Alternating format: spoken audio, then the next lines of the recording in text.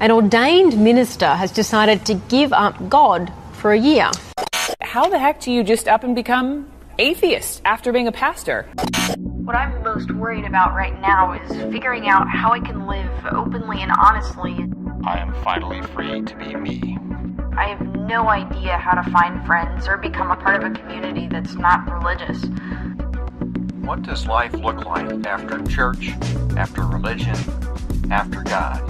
That's it in a nutshell. This is the Life After God podcast, a conversation on the space between belief and unbelief and beyond, with your host, Ryan Bell. Hello and welcome back to the Life After God podcast.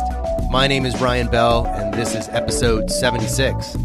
I am so excited to share this conversation with you today. I spoke with James Croft about a couple of weeks ago, and if you know James or know about him, it was as fun and engaging as you would imagine. And if you haven't heard of James, you are about to. But before we dive headlong into a conversation about philosophy, community, and politics, just a couple of announcements and updates. First of all, this month, and this is now the 3rd of June, 2019, we are running a fun special offer for all new members. If you join between now and June 21st, you will receive a limited edition custom magnet that I designed myself to show off your support for Life After God. You can see what the magnet looks like on our Instagram page at Our Life After God or on our Facebook page. And while you're there, follow Life After God and stay in touch with everything we're doing. All you have to do is go to patreon.com/lifeaftergod and join at the member level, which is $5. And not only will you have access to the Life After God Facebook group and other special events that we hold, but I'll send you this limited edition magnet while supplies last. The current members already have theirs, and I'm getting pictures of them from around the world, which is super fun. I hope you'll join today and get yours before they're gone. Also this month, we are hosting our second live panel discussion for members entitled Grief and Loss After God. Our panelists are former Life After God guest Garrett Price, who is a licensed professional counselor, Brian Peck, who is no stranger to anyone who's been around the Life After God community. He is a licensed clinical social worker in practice in Idaho, and Rachel Roth, who is a grief support specialist and also a part of the Life After God community going back many years.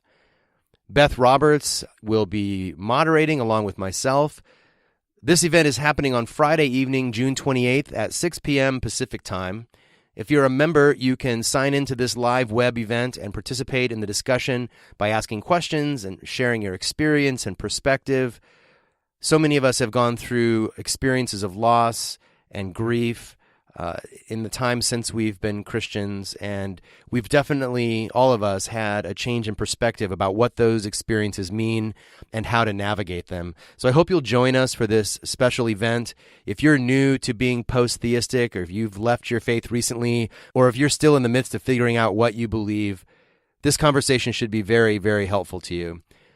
A link to the event invitation is in the show notes, so check it out, mark your calendar, and make plans to join us.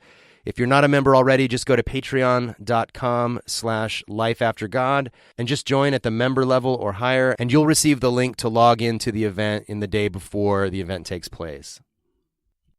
Finally, I have a special bonus episode coming next week. Gretchen Koch will be my guest. She is an artist, a cartoonist, and member of the Life After God community. She will be telling the story of the day Dr. George Tiller was murdered by anti-abortion activists. Her parents were members of the same church and in attendance that day when Dr. Tiller was shot and killed. You won't want to miss that conversation, so tune in next week for that. If all that went by too fast for you, or you're driving and didn't get all the details, I'll include everything in the show notes, so just go to lifeaftergod.org and find all the information there under this episode. Also, don't hesitate to write to me at ryan@lifeaftergod.org. I always love hearing from you. If you appreciate what we're doing, I also encourage you to support the podcast by rating and reviewing the show on Apple Podcasts, subscribing to our social media, and by making a recurring monthly contribution at patreon.com/lifeaftergod. Today, as I said, my guest is James Croft. He is a leader at the Ethical Society of St. Louis and an activist for many different causes. I asked him to introduce himself right at the start of the conversation, so let me just say, by way of personal reflection, that James has that rare combination of a sharp mind and a pastoral heart.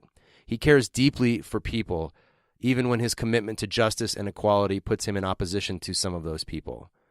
We may not always agree in the details, but James is an ally in the struggle for freedom and justice, and I'm thrilled to be able to share this conversation with you.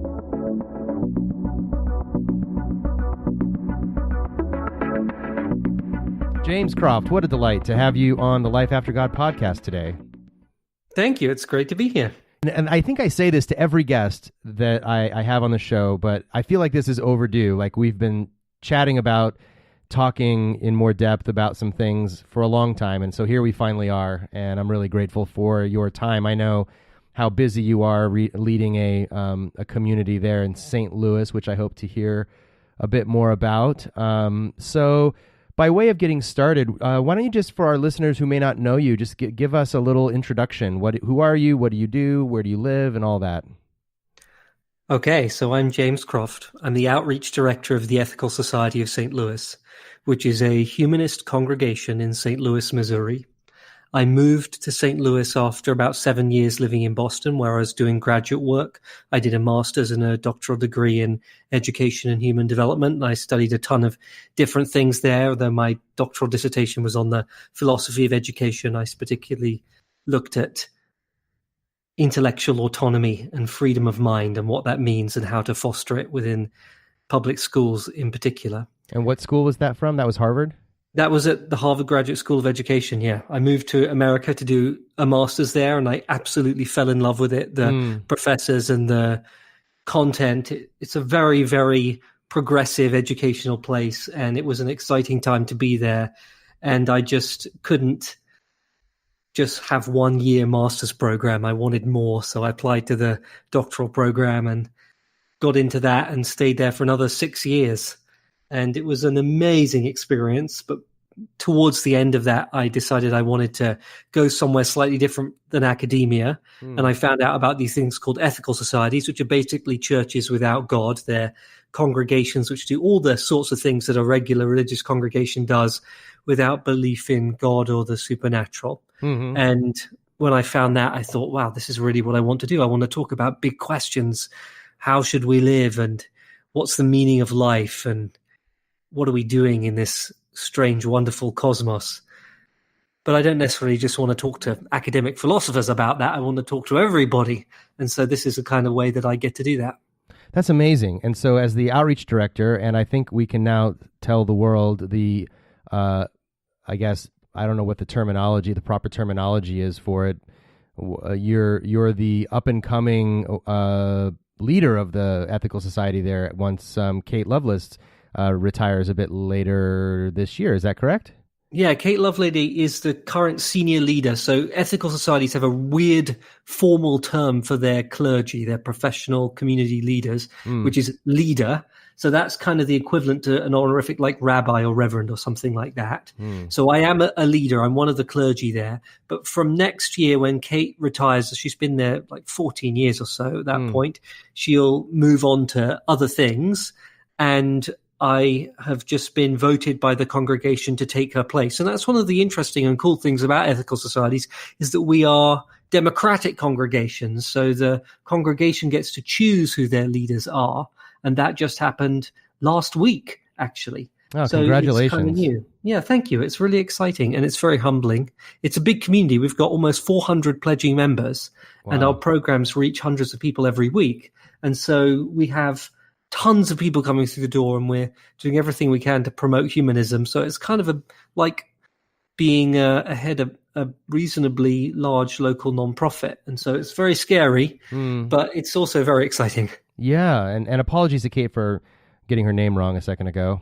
She's definitely not loveless. She's full of love. She's one of the most loving people I know. She's the love lady. Yes, it's a wonderful name. It I is. wish I had a name like that. I've known a few Lovelaces, and I thought, how unfortunate. I mean, we're all just born with the name we're born with. We don't have much to do with it, but she was lucky in that sense to get a good one. She hit the jackpot, especially for her work. Yeah. So before we jump into some questions about humanism, you've piqued my interest again about the ethical societies. And it's interesting, I was clergy for 20 years in a Seventh-day Adventist church and was quite, I think, if I don't mind saying so myself, pretty well versed in the interfaith world. I'd spent the last 10 years of my ministry really deep in the interfaith community of Los Angeles, which involved religions that I didn't even know existed when I first started into that work. And I had still never heard of the Ethical Society, but it goes back to the middle of the 19th century. This is not, some Sunday assembly, Johnny come lately sort of movement. This has been going on for 150 plus years. Yeah, it's about 140 something years, and it was founded by a guy called Felix Adler, who was the son of a prominent New York rabbi, a temple called Temple Emmanuel, which is still a significant temple in New York today. And he was expected to take over his father's role, so they sent him to Germany to study religion. And like many young people, he kind of rebelled and took a sidestep into philosophy instead of religion. And he studied with a lot of Neo-Kantian philosophers. And he came to the conclusion that in his own mind, he couldn't justify believing in the traditional personal God of the Hebrew scriptures. And so he came back to the United States, and he was invited to give a sermon at his father's temple. And he gave this very passionate speech about what he called the Judaism of the future, which was a universal religion based on ethics, which got rid of the idea of the Jewish people being a chosen people, but instead opened it up to all humanity, and also got rid of the idea of a personal God. Now, his father's temple weren't in for that, but he inspired enough of their members to get them to move off with him to start something new. And that became the New York Society for Ethical Culture, which eventually built an absolutely enormous city block size building on Central Park West and 63rd Street, which is still there today. And he kind of went around the country at the end of the 19th century, and everywhere he went, he spoke about his idea of what he considered a new religion, which was just based on treating each other well and was kind of creedally agnostic. It didn't have any formal religious creed or metaphysical concepts. So people could believe in God or not believe in God. They could consider themselves religious or not as they wished, but they were there at the Ethical Society to become more ethical, which he thought was at the heart of all religious traditions. And people were very inspired by him. He was clearly a great orator. He was a very accomplished philosophical thinker. He spoke numerous ancient languages. He believed that you had to be able to read all the great religious texts in the original ancient languages. So he knew Hebrew and Sanskrit and all these other languages in order to read them. And he was a very charismatic person. And so people decided that they wanted to start ethical societies. And the St. Louis Society is one of the furthest west of the large societies, I think the furthest west of them, because, of course, he started in New York and started moving out to the west. And it was established about 135 years ago. So we've been in the town a long, long time.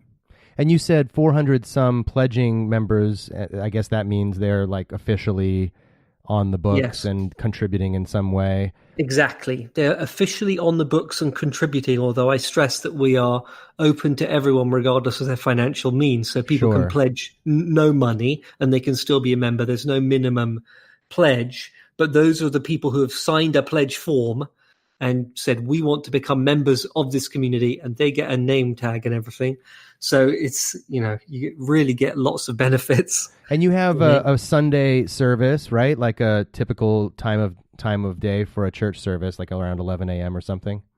Yes, it's Sunday, 11 a.m. It's an hour long. It involves music. We hire local musicians in a huge range of different musical styles because we want to lift up the diversity and creativity of humanity.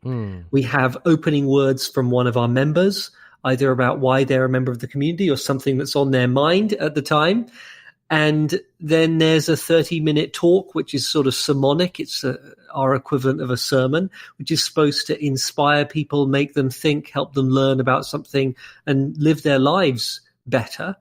And that's either done by myself or Kate, one of the professional leaders, or a couple of times every month we bring in outside speakers because we want to reinforce the idea that we can learn from everyone. And it's not just people who have a sort of special spiritual or religious authority who can teach you things. Everyone can teach you something. And so we have activists and academics and community organizers and artists and a whole range of extraordinary people.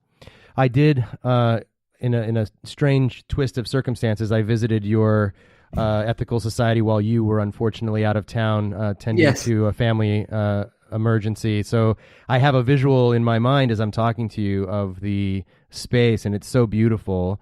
And yet I didn't get to see you there. We've met, of course, other places, but it is a beautiful space, and it's just, I think if I could, you know, rub a little pot and have three wishes, you know, I think having more of these kinds of communities around the country would be, I think, so advantageous. And yet I feel like so many atheists who are post-theist have a real fear about this kind of community, or they feel maybe sort of burned out on it. Is your group made up of people that have been religious in the past primarily, or are you seeing an influx of people who perhaps haven't been strongly related to religion in the past and are finding it maybe for the first time in this humanistic way? We have both. I think you're absolutely right that many people who come from a religious background are skeptical about joining a congregational organization at all. And I appreciate and understand that skepticism. A lot of people have had very bad experiences. And when they come into a space that feels in any way churchy, although I think we work quite hard to make our Sunday mornings not feel churchy, but to some people they still do, they get nervous. And I totally understand that. And we have members.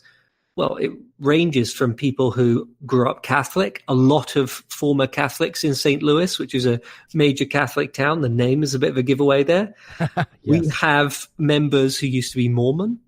We have members who were parts of very small, closed Christian evangelical communities, like close to cults, really. I think some of them would describe them as cults, who are recovering from their religious past.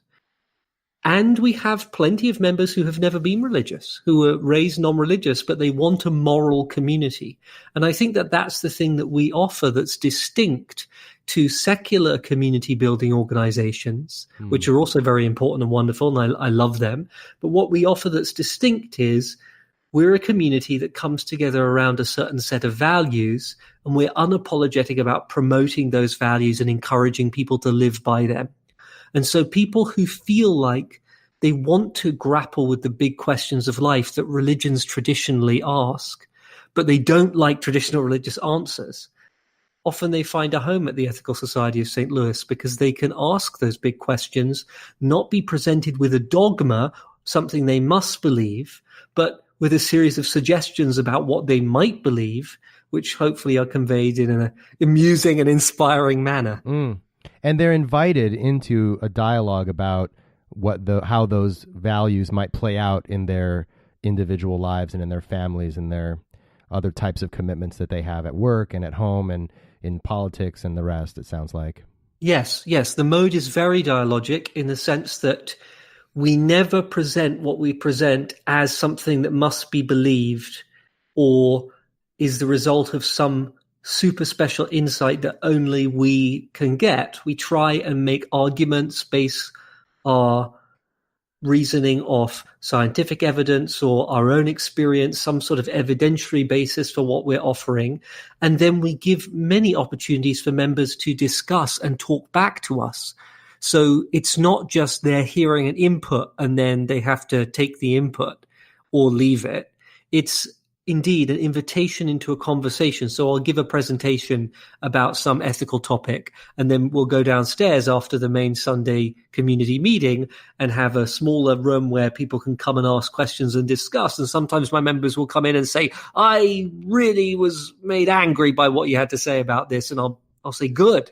That's good. You've been challenged by something. Tell me what made you angry. And you don't have to agree with me. I want to hear what you think, because I could be wrong. And one of the things I love is that, we try and be critical about our own values. So just to give an example, I give it a talk a couple of years back now about how I think one of the core values of our Sunday school is not right and we should change it. And I tried to lay out an argument as to why I didn't think it was quite correct.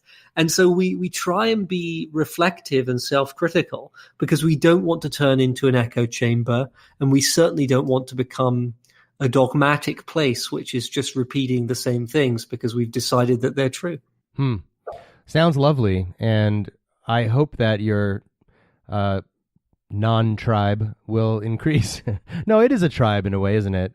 In the positive sense of those words. Yeah, it's a group of people who treats each other generally very well and has a strong sense of community. Yeah, I'm happy using that word. Yeah, I agree, and I know that we grapple with this word religion sometimes, and as someone like you who's studied religion academically, I recognize that there are different ways of using that very complicated word, but at its most basic level, it definitely seems like the impulse of gathering with a larger group of people to talk about the issues and the topics and the needs that you have as a person, and the questions that you face is a kind of a religious impulse to sort of transcend your own thinking and enter into a community experience of the transcendent, even if that transcendent isn't metaphysical and sort of non-material. A kind of space where people can engage with each other around these important questions. It seems like a kind of religion to me that it would be fantastic to see more of. Yeah, and many of our members think of ethical humanism as their religion, and many of our members do not think of it as a religion, but as a sort of philosophical perspective or a way of life. Mm-hmm. And regardless of how people view it or what term people use, I think you're right in that it invites people into a communal experience that goes beyond our individual engagement with any set of ideas or even with our own lives, but puts our lives within the context of a community, not just the community of the people who are present any particular Sunday, or even the community of people who have been members of the Ethical Society over its history, but hopefully through the talks and presentations, which often bring in, philosophers' thoughts from the past and things like that, to a sort of tradition of thought that extends back quite a long way. I mean, the tradition of humanism, depending on how you trace it, can be seen to have very deep roots in human history. Mm-hmm. And hopefully we're inviting people to participate in that.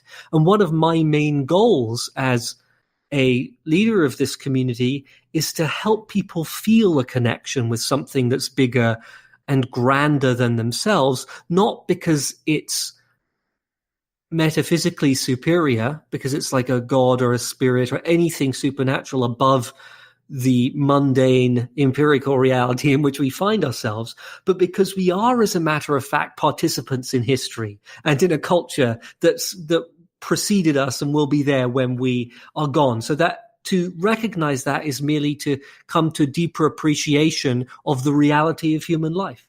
I remember having a conversation with an atheist within the first week or two of my year without God in 2014. And so I was just barely into exploring atheism, let alone humanism. And I remember saying to this guy, but don't you think, like, whether there's a personal God or not, don't you think that there's something bigger than us? Like, there has to be more than just, our individual existence in this world. Isn't there something bigger than us? And he said, without missing a beat, as if he'd been asked that question many times before, yes, there is something bigger than us, and that's everybody else. And I was like, oh, that's good. It just immediately made sense to me that it wasn't just him and me having this conversation, but that we are, as you just said, participating in a discourse, in a shared life that goes back, long before we were born and will continue long after. And there's artifacts of that life in art and literature and music and philosophy and all the rest that informs the way that we think.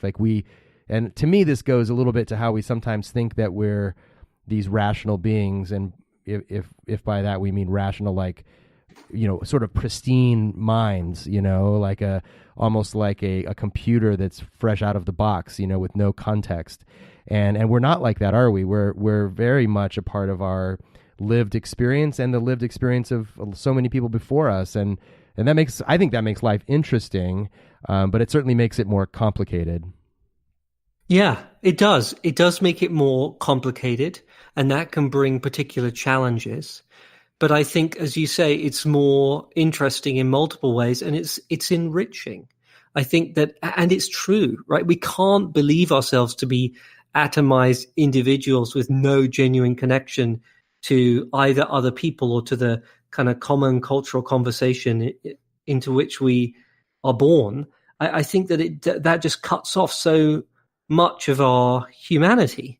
And I've always been deeply influenced by the Renaissance humanists, who of course were mostly religious thinkers themselves and had a different understanding of what humanism was than the word we use today.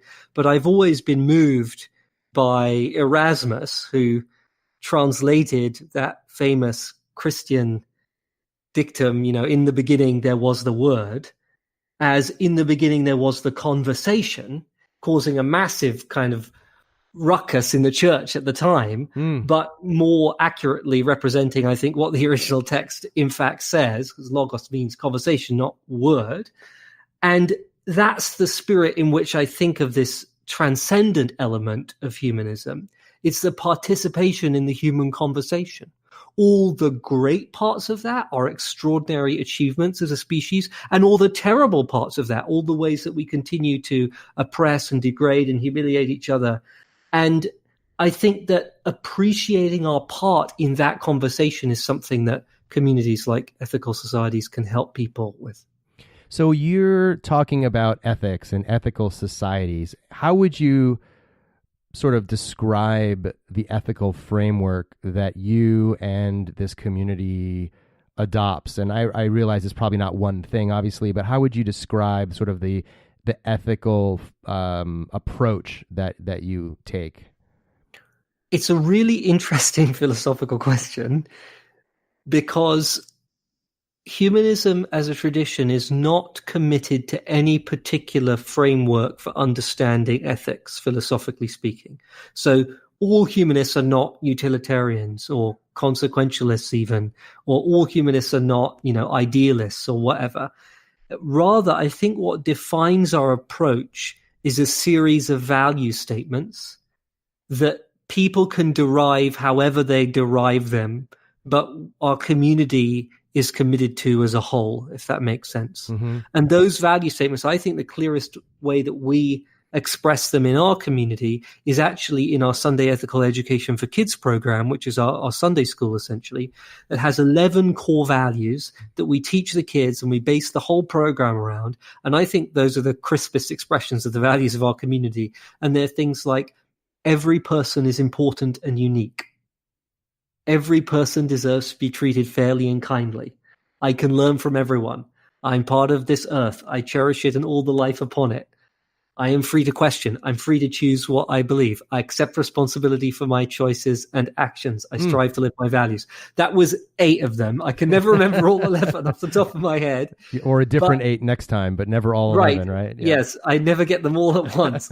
But I think that those sorts of value statements are what are the core of the community. So you can be a member of our community regardless of your religious or metaphysical beliefs, regardless of the kind of philosophical approach that you take to get there, as long as you can affirm every person is important and unique.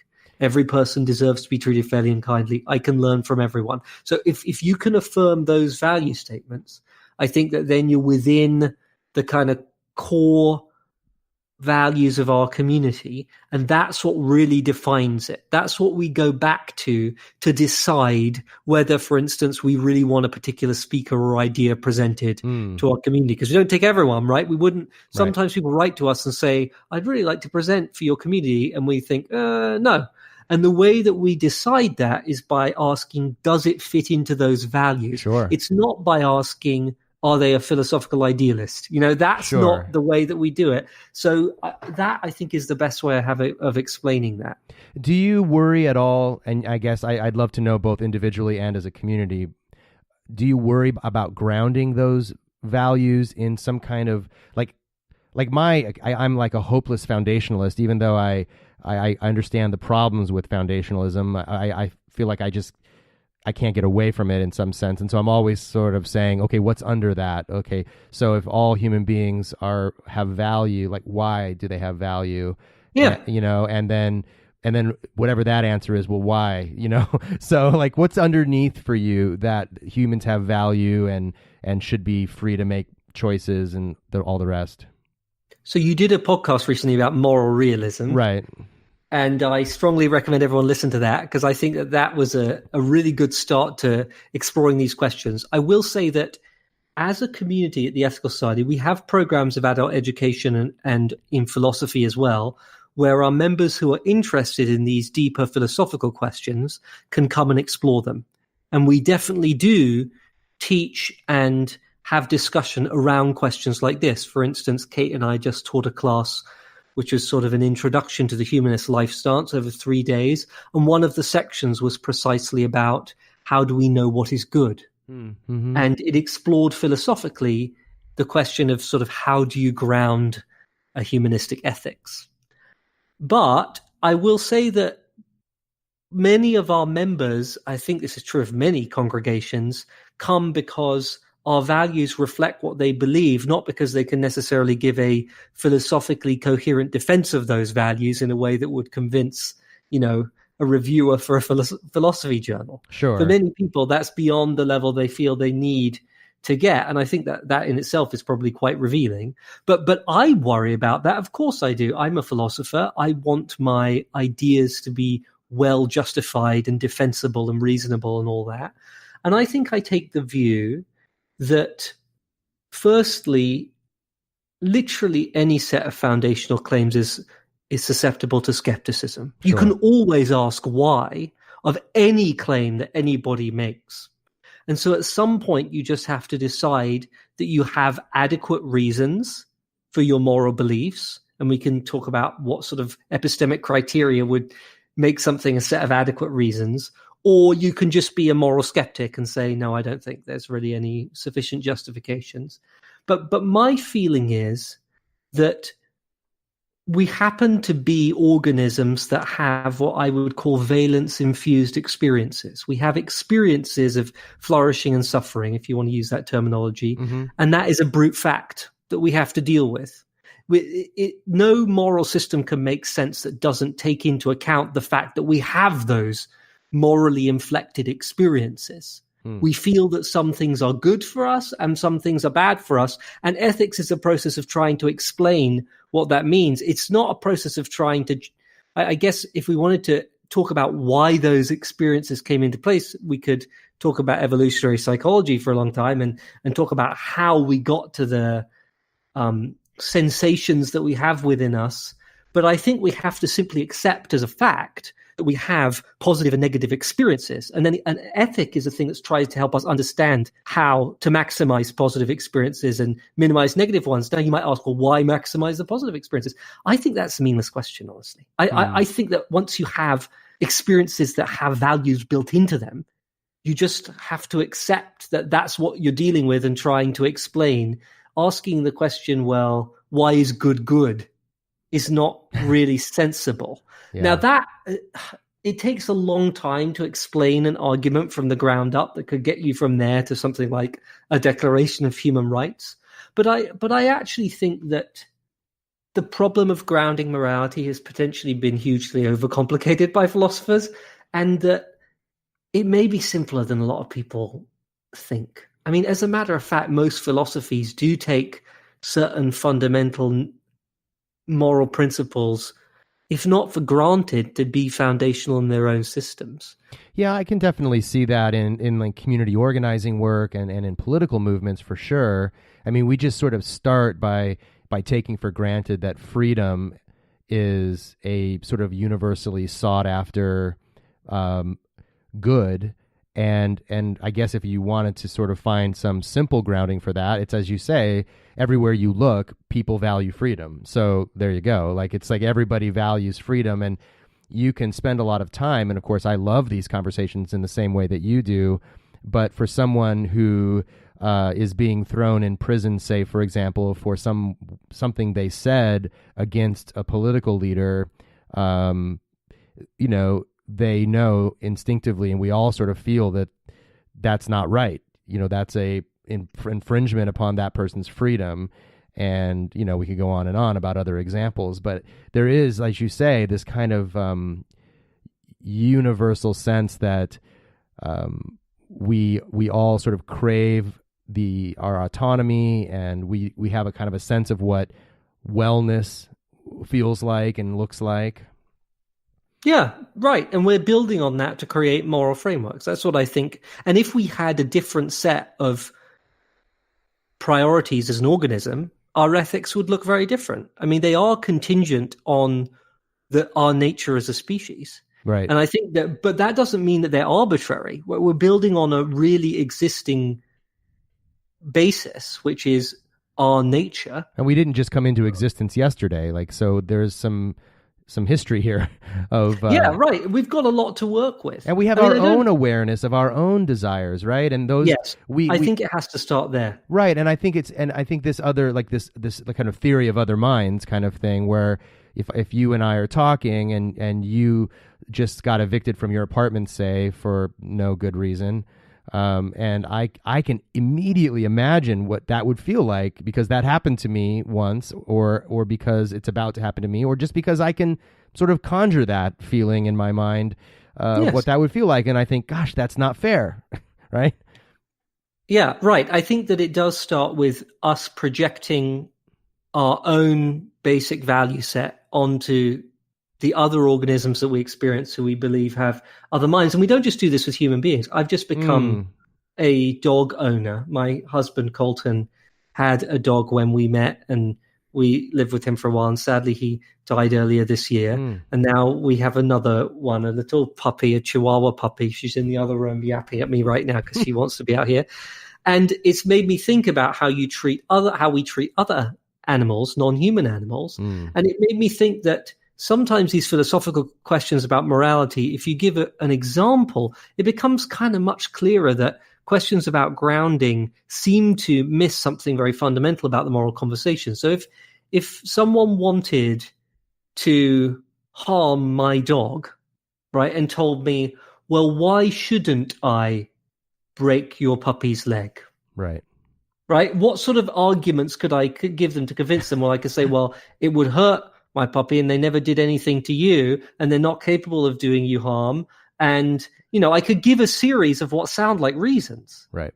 And if they said, oh, but why does it matter if it would hurt? That doesn't actually sound like a philosophical objection. That sounds like some sort of psychopathy, right? That doesn't sound exactly right. When you put it, just put it on a different animal than a human being. Why should I care that I'm causing suffering to this other animal? Right. And I think that if you actually had people who were really willing to act like that, right, who have said, no, you have no justification for preventing me from hurting your puppy, then at the very least, I think we can say, well, you can provide me with no moral justification to prevent you from doing it, because any justification that you would provide me would be contrary to your own moral reasoning. Right? I can use the same criticisms you've used against my moral reasoning against you to justify my restraining you or even killing you. I mean, if you can break my dog's leg because it doesn't matter, cause suffering, I can break your leg to prevent it. So at the very least, I think we have a very strong justification for preventing others from harming us. And that's actually quite good. I don't think that other people can justify on the basis of simply saying, oh, morals have no grounding, that they should be able to hurt us, but we shouldn't be able to prevent them. And that's actually quite a good place to start. And I think once you build from there, you can get to some fairly common, broad moral principles. But I accept that, no philosopher is going to be convinced by the sketch of the arguments that we've been presenting. It's a lot longer conversation, but that's where I tend to begin. Right. And I think the purpose that a philosopher would have to engage these questions is quite different than the purpose of a community leader or just an individual trying to make their way in the world, or a parent trying to pass on good values to their children, or me here at the Secular Student Alliance trying to figure out what's the best way to sort of encourage our students to do good in the world. And so those are much more like feet on the ground type of environments. And of course, we need the philosophers. We can't all do everything. I mean, this is one of the great frustrations of life, I think, for many of us, that there's not enough time in life to explore all the things that we would like to do, and frankly, we're not all good at everything, and so we need other people to explore these things for us, and then we need people like you and hopefully me, sort of in the middle, sort of being somewhat like explainers of these things to people and help them navigate these waters themselves. And so I appreciate that sort of down and dirty approach as well as the more academic approach. So if we take your puppy example and we project it further out onto a wider landscape of, say, the elections that are happening tomorrow in Europe, and we're trying to figure out, how do we maximize good and minimize harm and that sort of thing. And again, I'm just sort of spitballing here as a transition into some of the conversations. Politics. Let's talk about politics. Yeah, to politics. Like you and I have been talking in various ways with our friends on Facebook and Twitter and so forth. How do your ethical values take shape in the political realm? I think that's a really interesting and difficult question, because politics is really complicated. And very often when we're making political decisions, I think we're working in situations where we have inadequate information and we don't really know for certain the results of our actions. And I think that's just a basic condition of political action, that we're dealing with huge problems which are way beyond the kind of regular moral framework of interpersonal relationships between us and people we genuinely know, where we can probably do pretty much okay in our moral decisions, although, goodness, I mess up enough to know that even that's difficult. But when we're dealing about politics and talking about making laws that govern millions of people's lives and shape economic systems and govern the relationships between nations, that's incredibly complicated. And so how do you operationalize a kind of set of values like our Sunday school's core values and put it into political practice? And I think the first thing that I tend to believe is that because humanism, in my understanding, is based on a series of values, and because a set of values could be operationalized in multiple ways within the political sphere, it makes sense that there's going to be a plurality of political opinions among humanists. And although it's a bounded plurality, right, there's certainly political views that are not compatible with those core values of humanism. Mm-hmm. There are quite a lot that are probably compatible with humanism.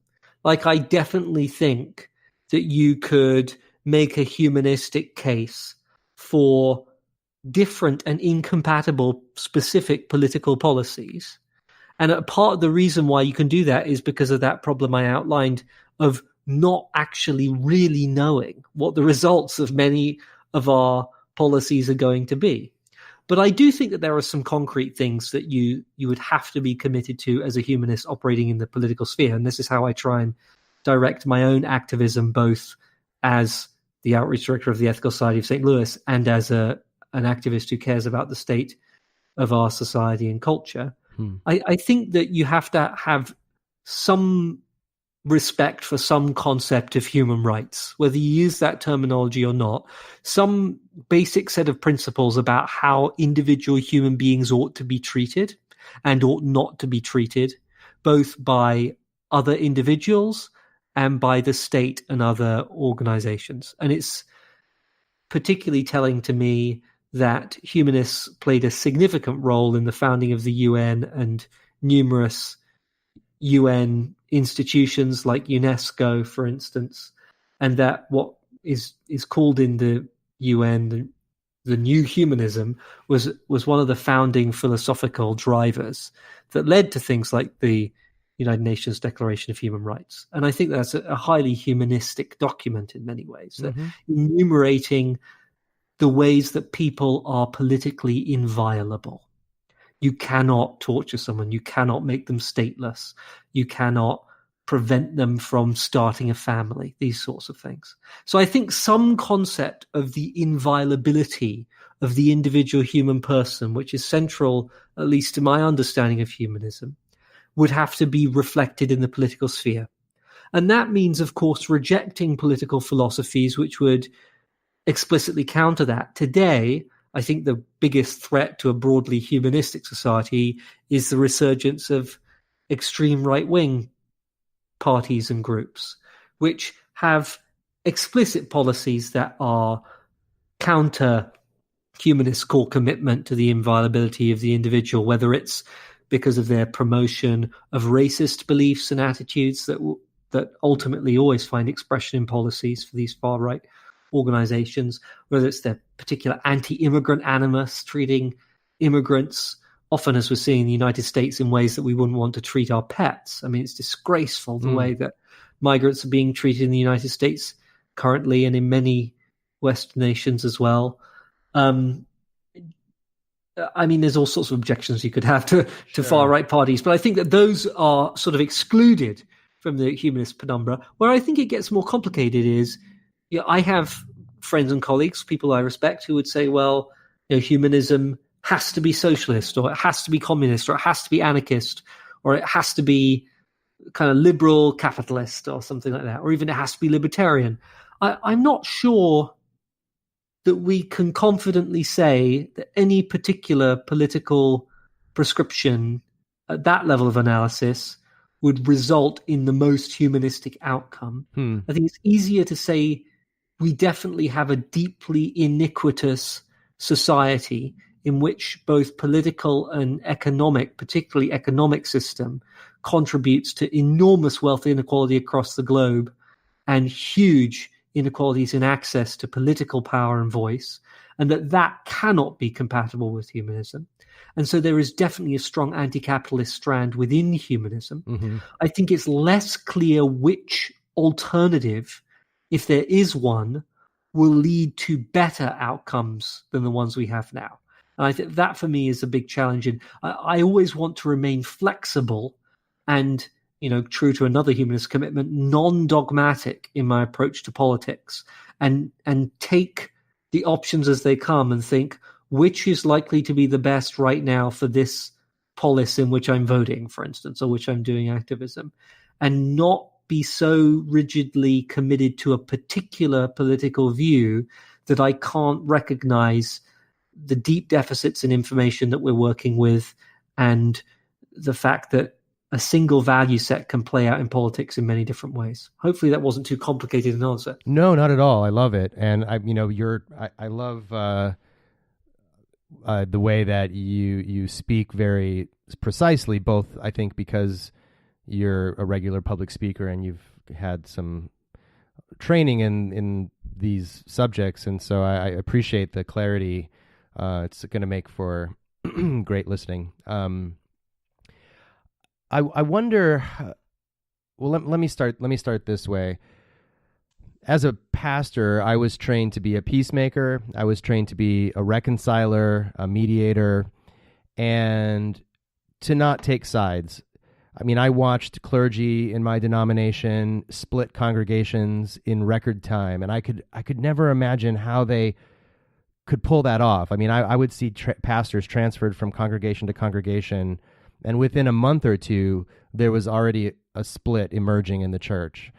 And I remember telling myself and learning, I suppose, in seminary and so forth, that my role was not to decide what the outcome of a particular proposal would be, but to facilitate the process by which people would come up with outcomes. And I really, really believe that, and I really believe that to be humanists, we have to take people seriously. And I think a lot of leadership models in general don't take people seriously. And I see it in our political discourse around Trump voters. And, there's there's Trump voters and then there's Trump voters, right? Like you said, there's a lot of information that we don't have. We can't, political scientists and pollsters and journalists are trying to get inside the minds of each and every voter. And really what they want to do is sort of have this aggregate picture of a Trump voter. But there is no such thing really, right, as an aggregate picture of a Trump voter. There are Trump voters. Or like Alabama and Missouri and Texas and Georgia in the last week, all instituting various versions of an abortion ban, and people saying, let's just get everybody out of Alabama that cares about this. And I just, there's a part of me that feels like the people there are important, right? Like, how can we even pretend to care about politics if we're saying that the people that are living under those regimes, even if they purport to support the negative side of that equation, are still important people? And I think that there's a lot of learning I've had to do in recent years about like where I draw the line, whether there are some people that are clearly bad actors and shouldn't be tolerated perhaps, or shouldn't be even given a platform maybe under some circumstances. So, but on the other hand, there are a lot of rank and file voters that are really important to this country's future and need to be reached out to.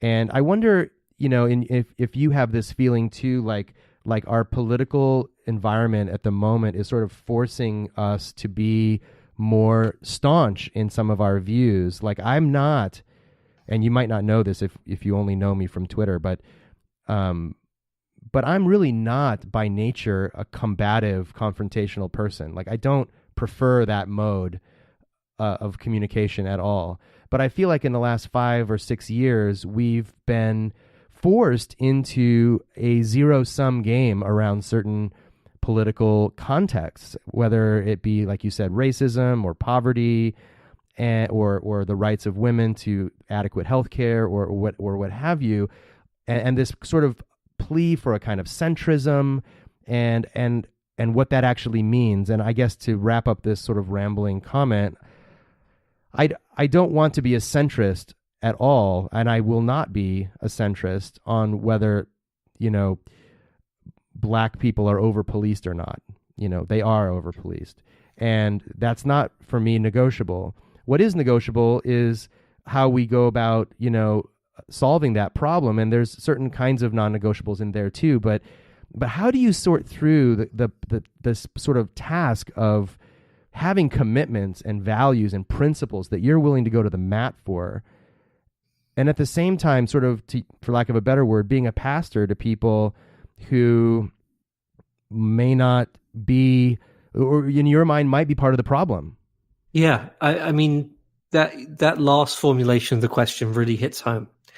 I moved to St. Louis in June of 2014 as a trainee. I'd never lived in a city as small as St. Louis. I'm from London in England, and I lived in Cambridge in England, and then Cambridge in America, and then now St. Louis, Missouri, and it's in the Midwest or the South, depending on how people understand it. And it is a smaller city than I'm used to. It's much more conservative than any environment that I've lived in. And I moved in June 2014. In August 2014, Mike Brown was murdered. And the city and its surrounding area became this hotbed of this revival of anti-racist activism. And I confronted that question head on because I was a trainee in my congregation. I was new there. No one really knew me at all. And I didn't know them, and I didn't know what our members' beliefs were about anything to do with racism and anti-racism. I personally struggled a lot with the question of what is it appropriate for a clergy person of a community to say in a situation like this. And I came down very quickly on the side of saying this is a clear injustice. It's a moral outrage. It's happening in our backyard, that it would be completely inconsistent for a community to call itself the Ethical Society of St. Louis and to remain silent or not be present while people are literally fighting for their lives in the streets, for literally calling out for their dignity to be respected and recognized by the state, which is supposed to serve and promote their liberty. And so I did start speaking about that within the congregation. I attended a lot of protests. I got arrested. I went to hundreds and hundreds of protests in that first year. Sometimes it was 3 a day. It was happening just constantly. And I was very present. It was a very interesting experience as a humanist, because the way I got into those protests was through the clergy coalition that developed. Very quickly, a kind of core group of clergy who developed to respond to that. And I was an unusual voice there because I don't believe in God, and I kind of demand that people recognize that a lot of people are not religious, including, a lot of people of color are not religious, and they don't often feel very represented by the religious nature of a lot of the activism that's going on. That's something I heard repeatedly while I was out on the streets. But it did cause some challenges within the community. We had people leave the Ethical Society because they supported the police narrative in that. And I felt hugely guilty because I thought, well, here I am, I'm supposed to be helping them grow their community, and now people are leaving because of me. Right. Yeah. Because I said, we have to take a stand. This is what this community is for. It is not a philosophical club, ultimately. It is not a discussion group. It's a moral community that says every Sunday morning we have a kid read those core values. Every person is important and unique. Every person deserves to be treated fairly and kindly. Well, that doesn't mean getting shot dead on the street just for walking down the street of your neighborhood. That doesn't fit into those values. So we have to do something about it.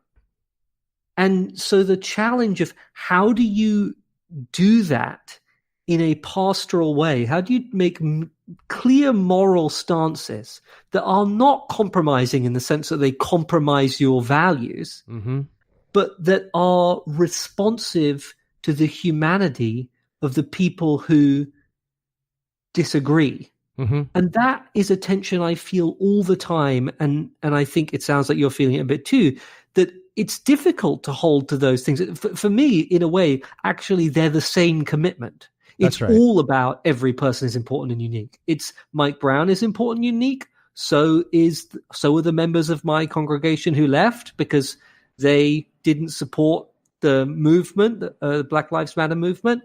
And so are the police. So is Darren Wilson, who shot Mike Brown. He's important and unique. How do you hold that all together?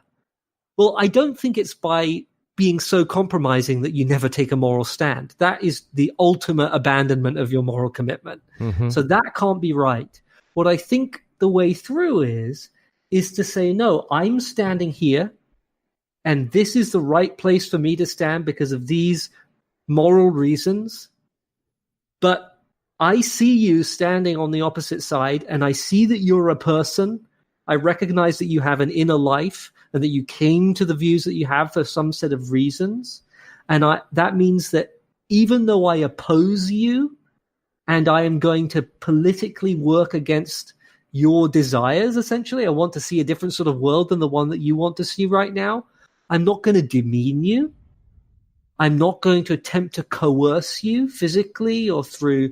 I'm very skeptical about the use of shame, for instance, partly because I'm a gay man. I've had a lot of experiences with shame myself, so I personally forswear the use of shame, except in the most extreme circumstances. That's not to say I won't say that things are shameful, but for instance, I've been at many protests where people would chant shame at the police, and I won't do that because that's not how I want to engage in those things.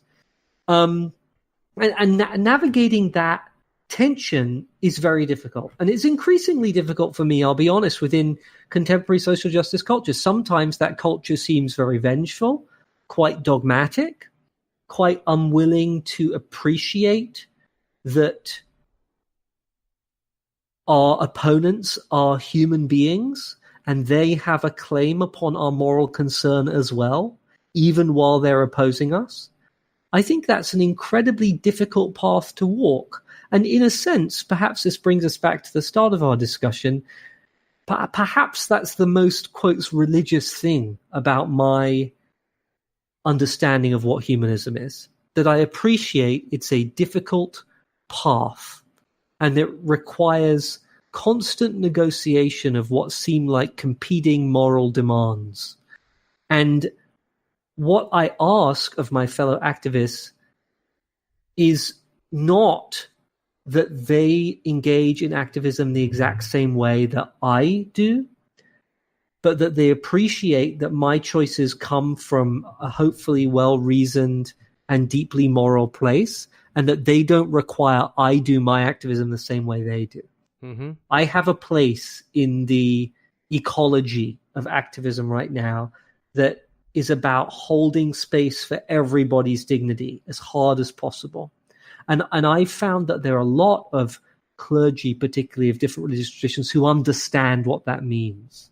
And that puts a different bounds on what we're willing to do than some other activists who do not necessarily operate primarily from that place. I don't know if that makes any sense, but I'm kind of trying to work through this with you. No, it does. And I think you're, as you say, in this contemporary culture, it's somewhat brave actually to try to even explain it the way you have. And I'm constantly figuring this out too, as we all are. I'm eminently self-doubtful, all the time. I'm like questioning myself, and I feel compelled to speak up for people who are being marginalized or oppressed or mistreated, and at the same time not to overstep as a white, straight, cisgendered white man, like overstep and like act like I'm a white savior or something. And like what I'm always like evaluating, what is my role here? Should I just shut up and be quiet? Will my silence be perceived as endorsement? Will my voice be perceived as dominant?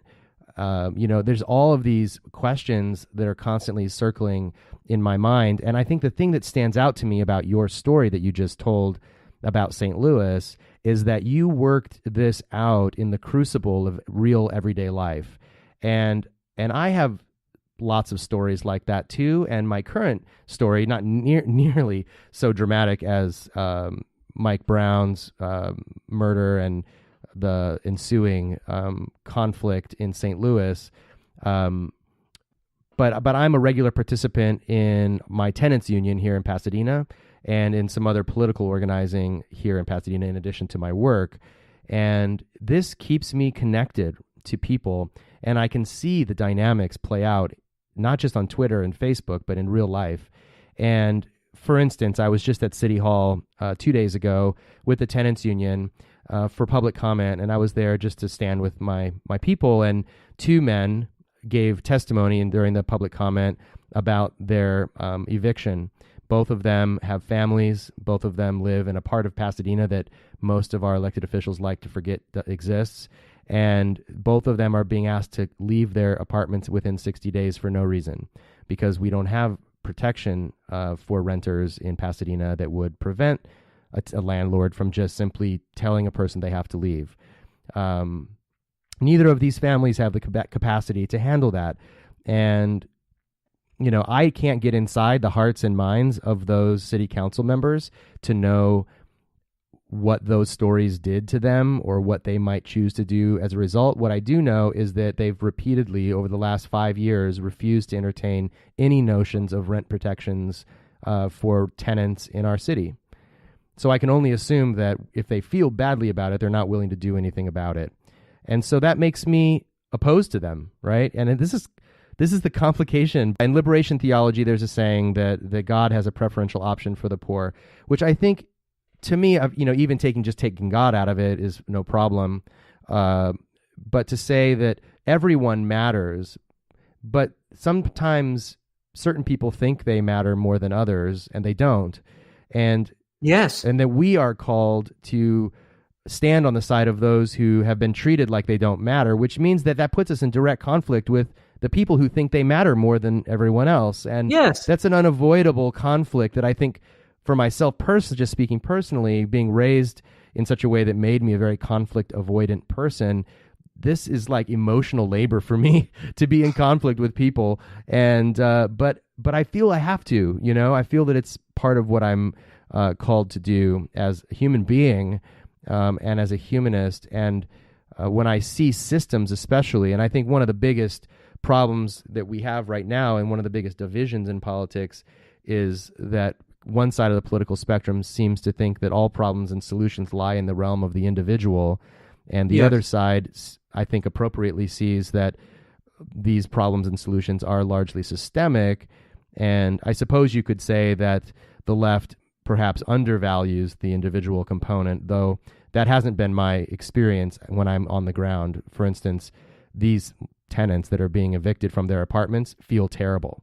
They feel shame. They feel personally responsible for letting their families down, even though this has nothing to do with what they've done. So I think that they are taking adequate measure, right, of their individual autonomy and their individual responsibility, but there's a system at work that's crushing them. Yeah, I think you're right. I think I agree with everything that you said. And I hear you when you say that it can be extremely difficult to feel like we're in conflict with other people. I'm never sure, doing an inventory of my own personality, whether I'm actually conflict avoidant or not. I hate interpersonal conflict with friends, but I'm actually quite comfortable with political conflict. It gives me no qualms at all to be in a space like a public hearing or some sort of community forum or something to say what a politician is doing is wrong if I think it's wrong and why. The interpersonal element is difficult. And I do want to make a couple of clarifications to things that I've said, because I don't want people to misunderstand me. But one thing you brought up is the idea that everybody is important, but some people think they're more important than others. And that's absolutely true. And I don't want to say that the concern for the dignity and worth of every person is the same as an all lives matter response to Black Lives Matter, right? That is not what I'm saying. And indeed, we had a really interesting internal conversation at the Ethical Society about all lives matter, because in an isolated context, isolated from context, that statement is a reasonably good distillation of humanism. Right. That's pretty good. Yeah. And so many of our members were thinking, oh no, that is exactly what we believe. And so explaining that, firstly, the phrase Black Lives Matter is not inconsistent in any way with the phrase all lives matter. Right. It is actually totally consistent with it. And also that the importance of naming the groups of people who are currently suffering systemic oppressions, that's extremely important, because there's a tendency for people who don't, this is standard social justice terminology now, people who don't experience those oppressions to not see them.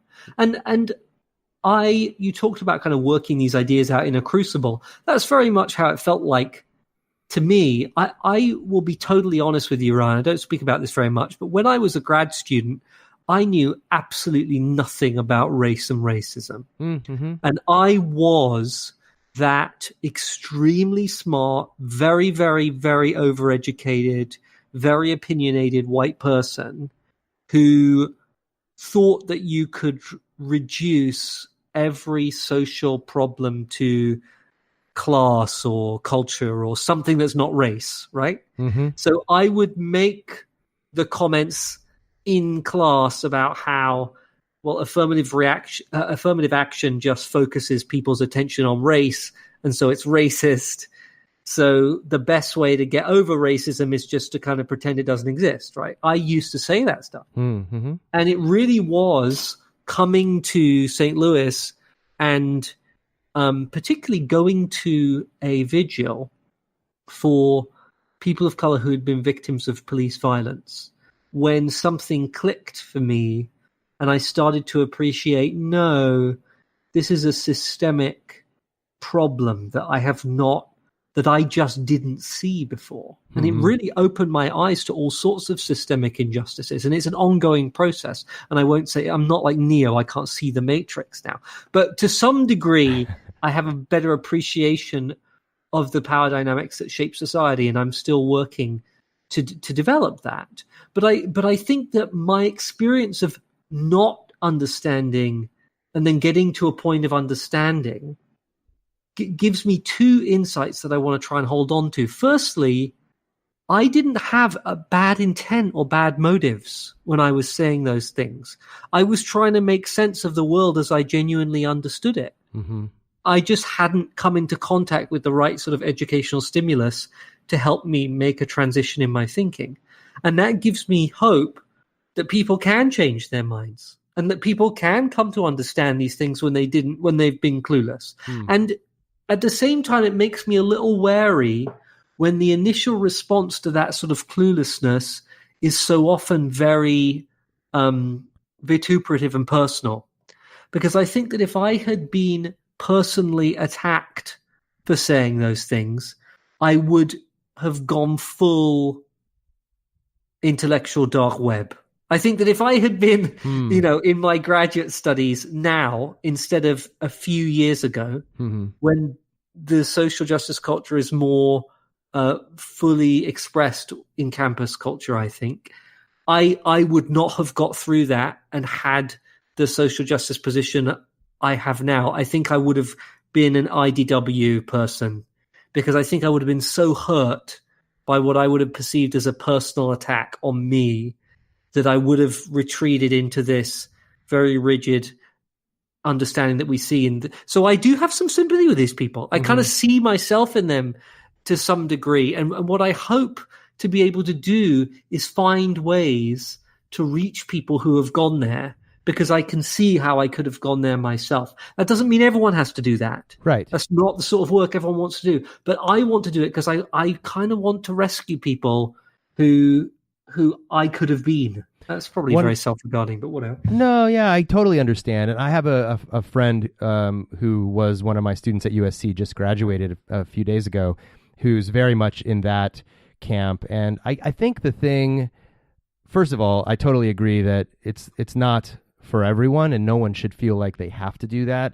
And I think that it would be important for privileged people in social justice movements to have a conversation amongst themselves, and I think I mostly mean like white men, that we can carry the water on this so that others don't have to. The thing that I'm most sensitive to is two things. The sea lions, this kind of expression that's, entered into our parlance now of sea lioning, which is these people who say, well, show me the evidence. Well, where did I say that? I never said that. They're like pedantic to an extreme, and they will take up your whole day with that type of behavior if you let them.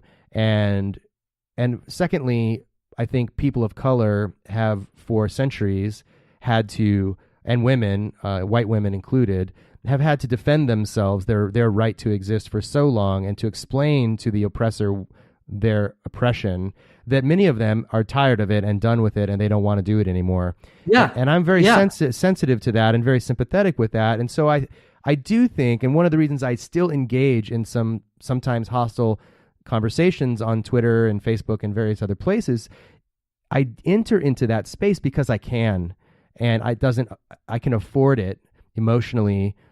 And I know when I can't afford it emotionally anymore, and I withdraw. But I think as a white man, as a privileged person, I can absorb some of that, perhaps, that I think others shouldn't have to do that. But I am sensitive, and I'm also in search of, good faith actors. If I can perceive good faith on the part of someone, I'll engage them for quite a while in talking, and then eventually I feel like, okay, I've said my bit. Like, it's somebody else's turn to give it a shot. Like I've done the best I can do. Yeah, I think that's all fair, and certainly your reminder that people who are oppressed constantly have to explain why they're a human being worthy of respect, and and their experiences are not believed. I've experienced that myself. Right, I'm gay, right, and I've had those conversations where I'm having one right now on Facebook where someone's like, well, show me the evidence that homophobia has a bad impact on gay people's psychological life. And I'm like, are you kidding me right now? Part of the sad thing is that to some degree, probably they are. Right? They may be acting in bad faith. I think the reason I take the view I do, which again I stress, no one else has to take, is that fundamentally I'm an educator. My first job was in prisons, doing prison education with inmates around the UK, teaching Shakespeare. I went to study education as an undergraduate. I became a high school teacher, and then I went back to study education, and now I'm a clergy person, which I think is a form of education too. Sure. And so where I find myself most comfortable is in helping people learn. And that's the sort of the skill set I think that I have. And it's where I think I can do the most good myself. And I have a fundamental belief in people's capacity to learn and grow that I've seen in my own work, particularly the prison work, which is very formative to me as a teenager. Seeing people who had done absolutely terrible things. I remember we worked once with a man who had a tattoo of Combat 18, which is an extremely racist white supremacist group in England. And he initially refused to be part of our Shakespeare production because he would have to perform alongside black people. And eventually he decided to take part because basically otherwise he'd be in his cell the whole time. And so he was part of the production. And throughout that process of working alongside black people, he got to the point where at the end of the show, he decided that he wanted to have the tattoo removed. And the inmates themselves raised the money to have the tattoo removed. And having seen something like that as a young person just convinces me that it is genuinely possible for people to change and to learn. And that's kind of at the core of my personal view of how society works and the center of my idea of humanism. And that's one reason why I'm committed to that sort of work. No, but I again, think that's beautiful. No one else has to do it. Well, I'm glad you are, and I'm glad there are places where people can engage that with people like you, and hopefully, I can be that person, and hopefully many of our listeners can be those people as well. And it's not a simple decision when you're having a conversation whether you've reached the place where you've done about as much good as you can do, and you're just banging your head against the wall, and need to give yourself permission to step out of that environment, that conversation. So I think that's obviously for each person to decide for themselves. Well, James, this has been a really great conversation, so much so that we've gone well over my usual mark, and it hasn't felt long at all. I hope our listeners will indulge us this extra time, but I think it's been really fascinating, and I appreciate you coming on. Yeah, I've really enjoyed it. We should definitely talk more. Yeah, maybe as we can. A lot of times I do a conversation with someone like this, and the first go-around is very general, from like, who are you and what do you do, all the way up to however much time we have left. But if and when you can come back on the show, we can maybe talk much more specifically about one or two ideas and go much deeper. So you bet. Yeah, well, thanks for everything you're doing, and I hope to see you. Well, I will see you here in Los Angeles in July. So I can't wait. It's going to be so much fun.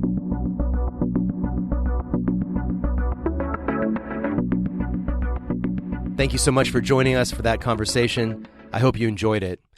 Write to me and let me know what you thought. Ryan@lifeaftergod.org. I hope if you enjoyed this, you'll share the podcast with someone who may need to hear it. Really, the only way our audience increases is when you share this with your friends. It's honestly the best thing you can do to support the show. Also, don't forget the special offer I have going for the next 3 weeks. If you become a member before June 21st, you will receive a special limited edition Life After God magnet designed by yours truly. It's a great way to show your support for the podcast while also holding important papers to your refrigerator. Also, a bonus episode coming next week, as I mentioned. Gretchen Koch joins me to talk about the murder of Dr. George Tiller in her family's home church so many years ago. Thanks again for hanging out. Until next time, my name is Ryan Bell, and this has been the Life After God podcast.